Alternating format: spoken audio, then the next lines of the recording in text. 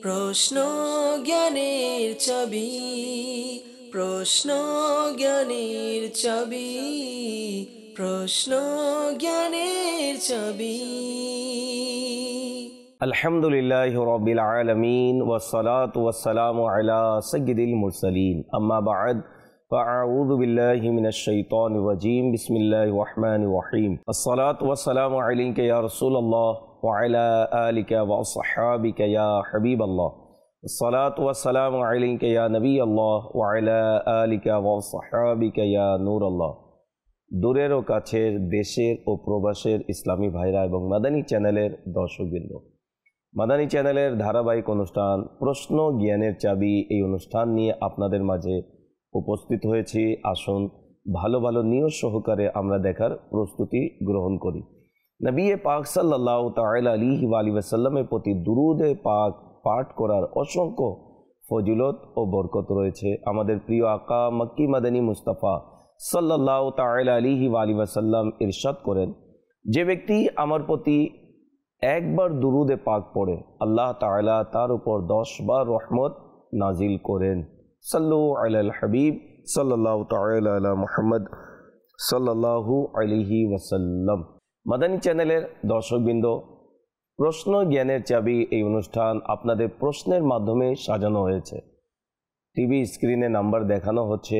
আপনারা চাইলে আমাদেরকে শরীয়তের যে কোনো বিধি বিধান জানার জন্য প্রশ্ন করতে পারেন। আলহামদুলিল্লাহ, দারুল ইফতা আহলে সুন্নাতের মুফতিয়ানে কেরাম এই অনুষ্ঠানে বিভিন্ন প্রশ্নের উত্তর প্রদান করে থাকেন। পূর্বের ন্যায় আজকেও মুফতি শফিক আত্তারি মাদানী দামাত বরকাতুমুল আলিয়া আমাদের সাথে রয়েছেন। তিনি বিভিন্ন প্রশ্নের উত্তর প্রদান করবেন। যাব আপনাদের প্রশ্নের দিকে, দেখি কোন ইসলামী ভাই কোথা থেকে শরীয়তের কোন বিধান জানার জন্য আমাদেরকে প্রশ্ন করেছেন। এই পূর্বে অনুরোধ করব, টিভি স্ক্রিনে যে নাম্বার রয়েছে আপনারা চাইলে আমাদেরকে কল করতে পারেন। কল করে নিজের প্রশ্ন রেকর্ড করিয়ে দিন, বা SMS এর মাধ্যমে বা সোশ্যাল মিডিয়ার মাধ্যমে যারা দেখছেন তারা কমেন্টসের মাধ্যমে আমাদেরকে প্রশ্ন করতে পারেন।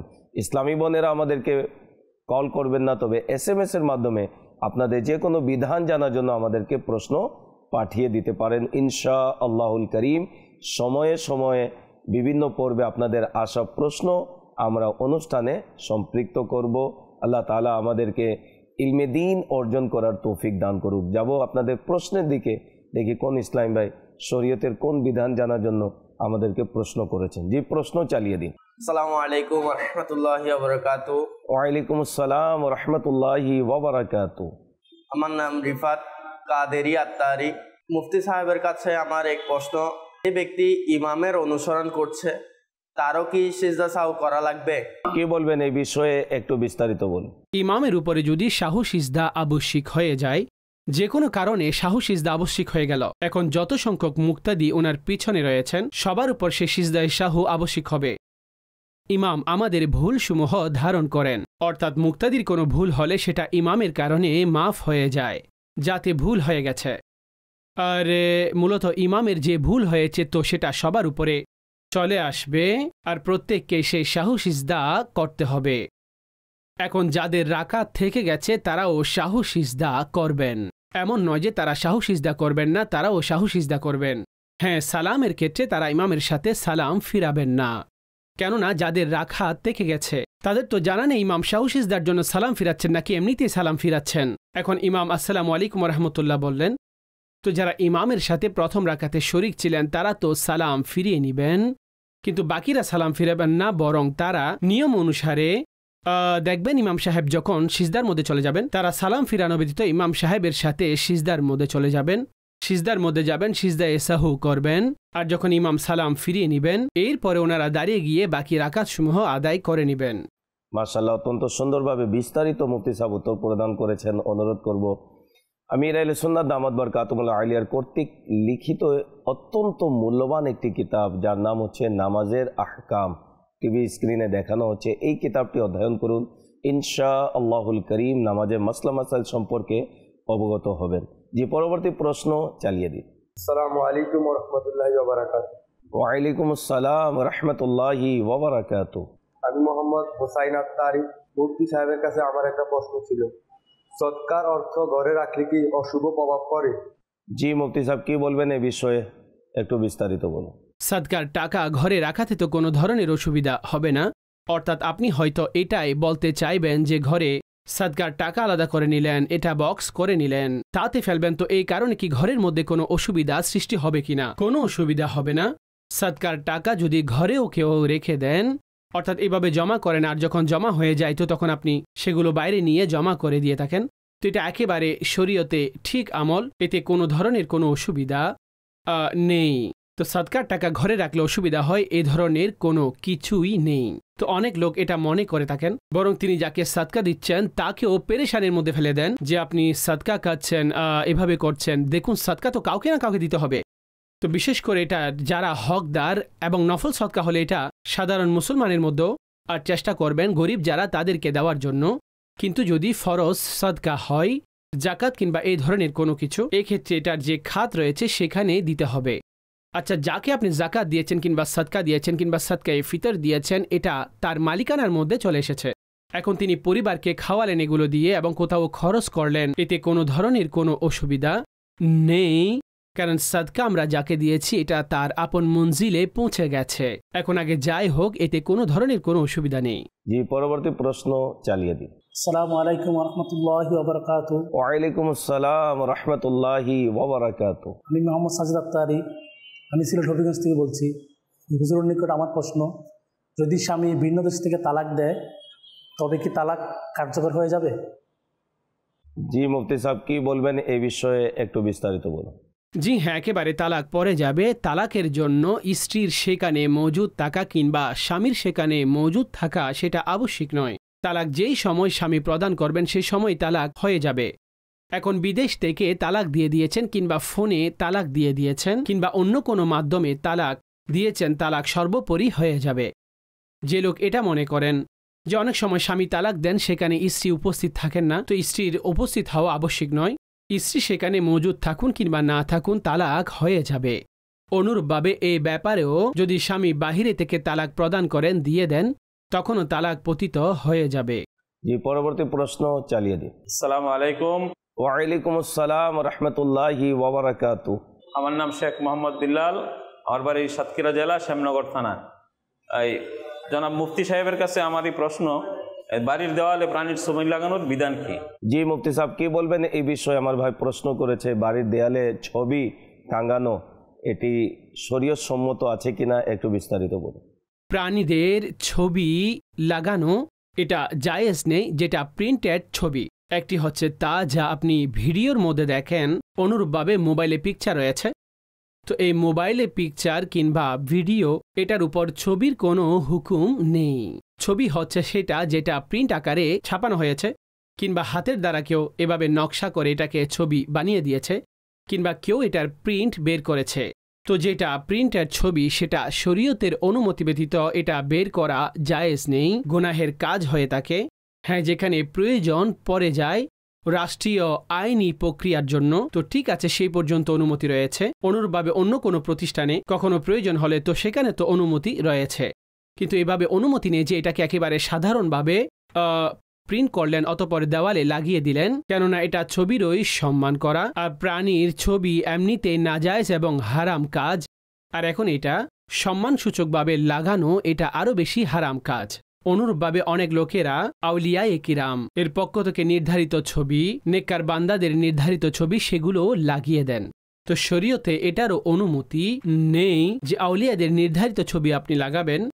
চাই বাছাই করেছেন কিংবা প্রকৃত ছবি হোক কারো, কোনো বুজুর্গের, কোনো পীর সাহেবের, কোনো আলিম সাহেবের, তো আপনি এইভাবে একেবারে আপনার ঘরে এই ধরনের ছবি লাগাবেন না। নবী করিম সাল্লাল্লাহু আলাইহি ওয়াসাল্লাম ইরশাদ করেছেন, যেই ঘরে কোনো প্রাণীর ছবি থাকে সেই ঘরে আল্লাহর রহমতের ফেরেশতা প্রবেশ করে না। আর নামাজেরও এমন অনেক অবস্থা রয়েছে, কখন এটা অপছন্দনীয় হয়ে যায় আর কখন এটা মাকরু হয়ে যায়।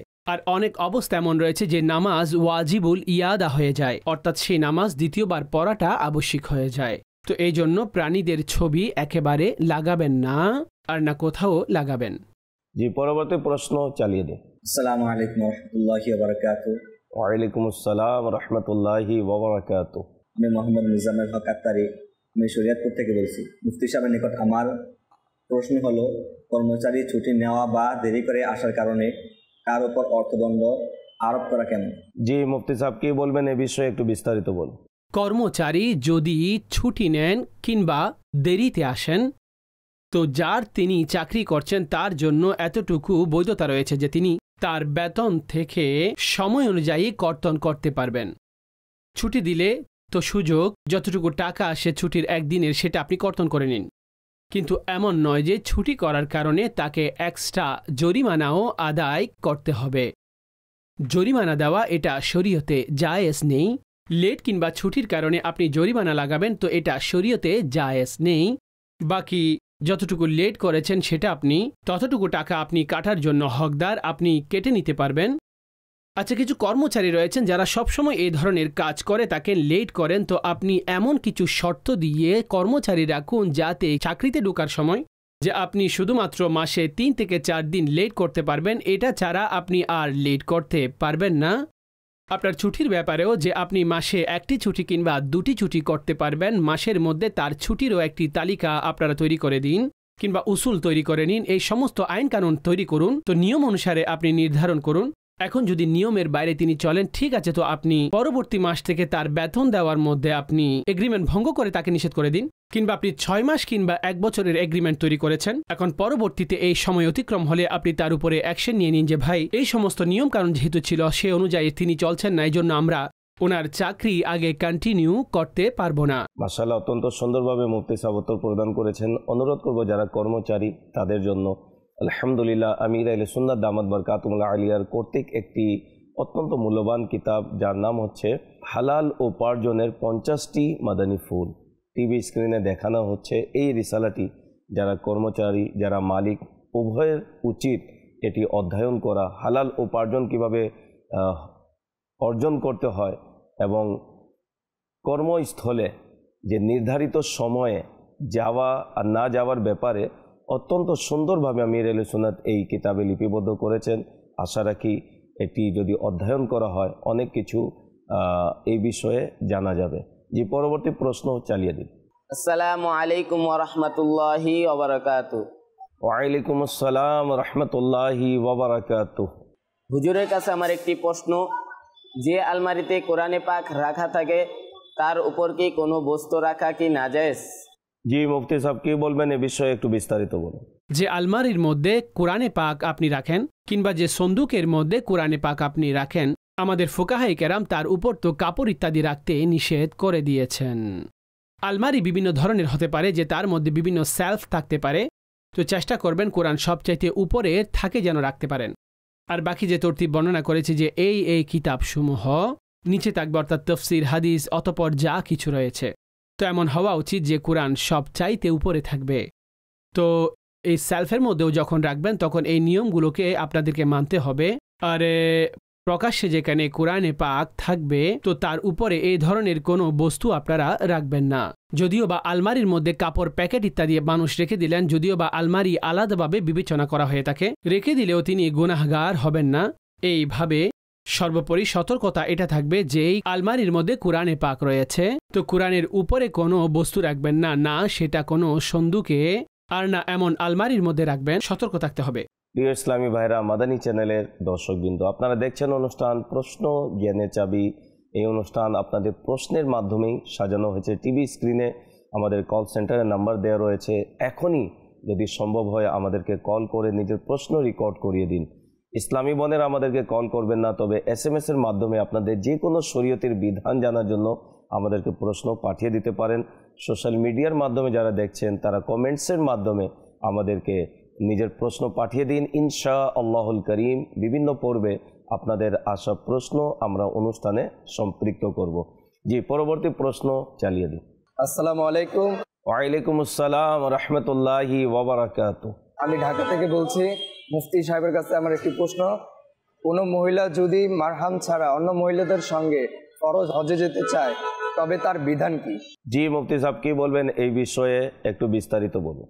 যে মহিলা 92 কিলোমিটার দূরত্ব থেকে কোনো জায়গা থেকে আসছেন, এখন যদি আমরা শুধু বাংলাদেশের কথা বলি কিংবা অন্যান্য দেশের কথা বলি, তো এটার দূরত্ব এতটুকু হয়ে যায়, ফরজ হজ আদায় করার জন্য তার শর্ত হচ্ছে তার সাথে মুহরিম থাকতে হবে। শরীয়ত তার উপর হজ দ্রুত আদায় করাটা ফরজ করেন না যে তিনি হজ দ্রুত আদায় করবেন। হজ তখন তাকে দ্রুত আদায় করতে হবে যখন তার সাথে মুহরিম কিংবা তার স্বামী থাকবে।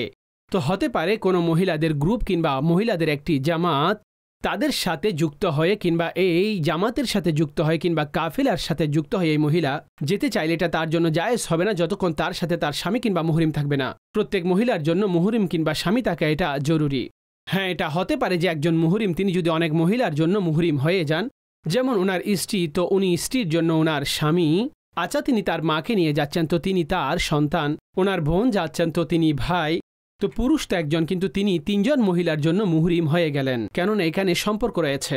কিন্তু এমনটা নয় যে যার সাথে কোনো মুহরিমের সম্পর্ক নেই তিনি তারও যদি মুহরিম হয়ে যান, অথবা কেউ এটা মনে করলে যে আমার সাথে কোনো ভাই নেই, স্বামী নেই, আমার সাথে কেউ নেই, কিন্তু তার সাথে তো তার স্বামী রয়েছে, তার ভাই রয়েছে, তো তার সাথে তার তো কোনো সম্পর্ক নেই না, তো এই জন্য তার যাওয়াটা জায়েজ নেই। তিনি সওয়াব ছাড়া কদম কদম গুনাহ নিয়ে তারপর ফিরে আসবেন। তো হজ যদিও বা ফরজ হয়ে যায়, কিন্তু শরীয়ত বলছেন যতক্ষণ স্বামী কিংবা কোনো মুহরিম থাকবেন না, তো তিনি সফরে শরী ইখতিয়ার করবেন না, এই সফর করবেন না যতক্ষণ স্বামী কিংবা ওনার কোনো মুহরিম সাথে থাকবে না। তো এই জন্য তার জন্য অপেক্ষা করবেন, যখন মুহরিম সাথে থাকবে তো তাকে সাথে নিয়ে যান। আর যদি কোনো মহিলার কাছে এত পরিমাণ সম্পদ কিংবা টাকা থাকে যে তিনি মুহরিমের টাকাও নিজে দিতে পারবেন, তো এই অবস্থায় তিনি মুহরিমের টাকাও নিজে দিবেন আর ওনাকে তার সাথে হজের জন্য নিয়ে যাবেন। ইসলামী বোনদেরকে অনুরোধ করব, পর্দার ব্যাপারে প্রশ্নোত্তর কিতাব স্ক্রিনে দেখানো হচ্ছে, এই কিতাবটি অধ্যয়ন করুন ইনশাআল্লাহুল করিম। ইসলামী বোনদের শারঈ সফর সম্পর্কে এর মধ্যে লেখা হয়েছে। এরপরে আমির আহলে সুন্নাত দামাত বরকাতুহুল আলিয়ার কিতাব ইসলামী বোনদের নামাজ, এই কিতাবটি অত্যন্ত মূল্যবান। অবশ্যই এই উভয় দুটি কিতাব অধ্যয়ন করুন। আশা রাখি অনেক এই বিষয়ে আপনাদের ইলম অর্জন হবে এবং ইসলামী বোনদের পর্দার ব্যাপারে, নামাজের ব্যাপারে, পবিত্রতার ব্যাপারে ইনশাআল্লাহুল করিম জ্ঞান অর্জন হবে। এই পরবর্তী প্রশ্ন চালিয়ে দিন। আসসালামু আলাইকুম ওয়া রাহমাতুল্লাহি ওয়া বারাকাতুহু। ওয়ালাইকুম আসসালাম ওয়া রাহমাতুল্লাহি ওয়া বারাকাতুহু। আমার নাম মোহাম্মদ মুফাজ্জল ইসলাম। হুজুরের কাছে একটি প্রশ্ন, যে কাটিয়া বা কাটে মৃত্যু দেহ রেখে গোসল দেওয়া হয়েছে সেটি কি পরবর্তী ঘরে রাখা যেতে পারে? জি মুফতি সাহেব কি বলবেন? আমার ভাই প্রশ্ন যে করেছেন আপনি শুনেছেন, একটু বিস্তারিত বলুন। ঘরে রাখতে তো কোনো অসুবিধা নেই, কিন্তু সেই পালং কিংবা খাট কার, যদি সেটা পরিবারের হয় সেখানে মাইয়াতকে গোসল দিলেন তো সেটা ঘরে রাখতে কোনো ধরনের কোনো অসুবিধা নেই।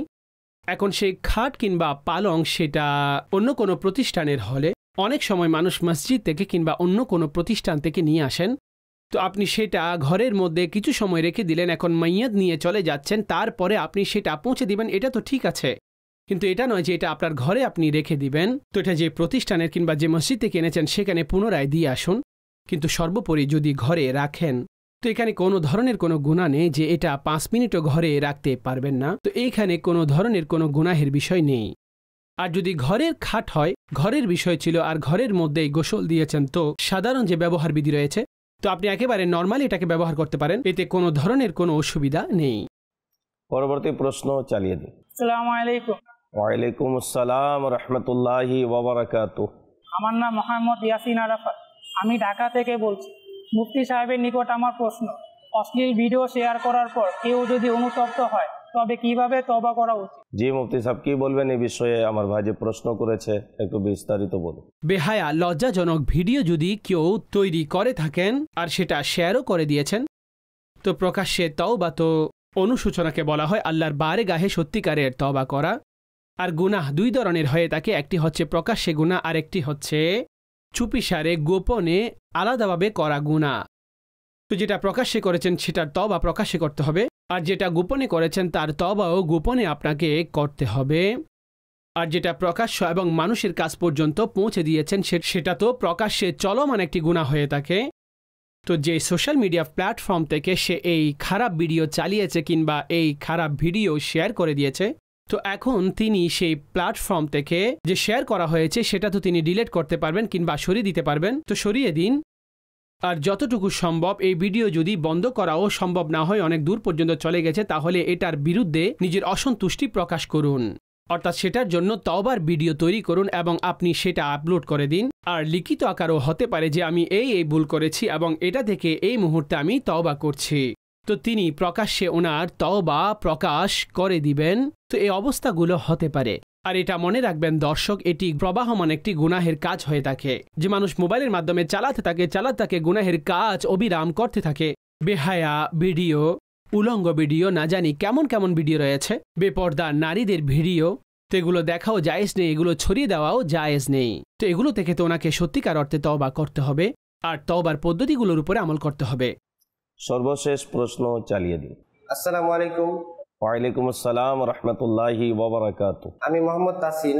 হুজুরের কাছে আমার প্রশ্ন, সন্তানের আমলের খবর কি মৃত্যুবরণকারী পিতামাতার কাছে পৌঁছে? জি মুফতি সাহেব, কি বলবেন এই বিষয়ে, একটু বিস্তারিত বলুন। জি হ্যাঁ, একেবারেই।